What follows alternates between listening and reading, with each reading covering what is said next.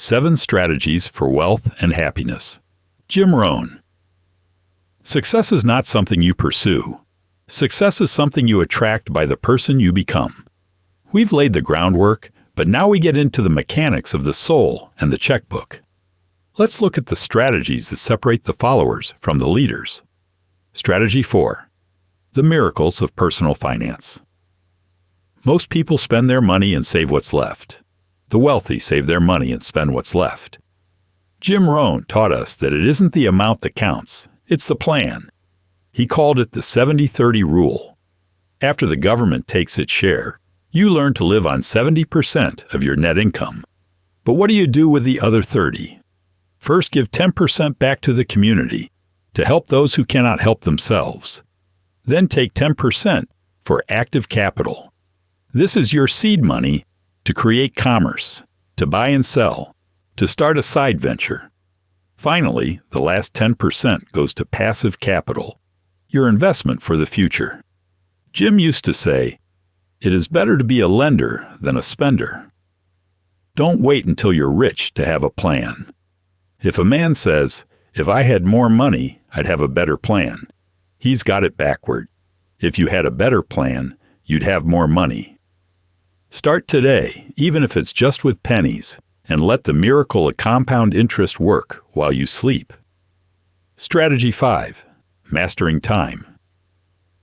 Time is our most valuable commodity, yet we often let it slip through our fingers like sand. To master your life, you must master your minutes. Jim's golden rule was, don't spend major time on minor things. Many people are working hard, but they are working on the wrong things. They mistake movement for achievement. You must learn to distinguish between the urgent and the important. Jim always insisted, either you run the day or the day runs you. When you are at work, be at work. When you are at play, be at play. Don't mingle the two. If you're at the beach thinking about the office, you're not resting. If you're at the office thinking about the beach, you're not producing. Finish each day on paper before it even begins. If you don't design your own life plan, chances are you'll fall into someone else's plan. And guess what they have planned for you? Not much. Strategy 6. The power of association. Everything matters. Every person you spend time with is a potential influence. Jim Rohn would ask us 3 piercing questions. Who am I around? What are they doing to me? And, is that okay? You cannot ignore the power of association. We become the average of the 5 people we spend the most time with. If the people around you spend all their money, you'll likely spend yours. If they have no goals, you'll likely drift. Jim's advice was blunt. Don't join an easy crowd, you won't grow. Go where the expectations are high and the demands are high.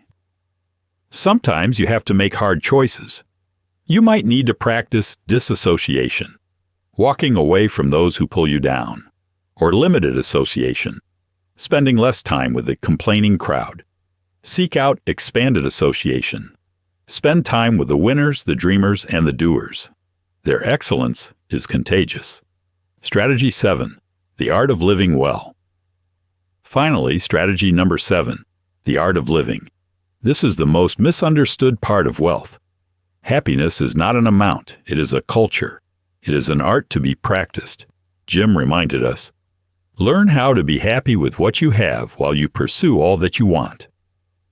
Wealthy doesn't just mean having money, it means having substance.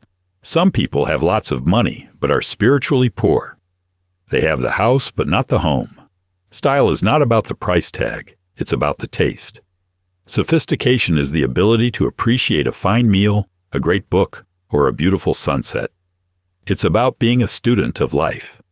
Don't just get through the day, get from the day. Be a person of character and gratitude. Because at the end of the journey, it's not what you get that makes you valuable. It's who you become in the process. The journey to a better life doesn't start with a bigger paycheck. It starts with a bigger you. Like and subscribe to appreciate our work, which may have motivated you.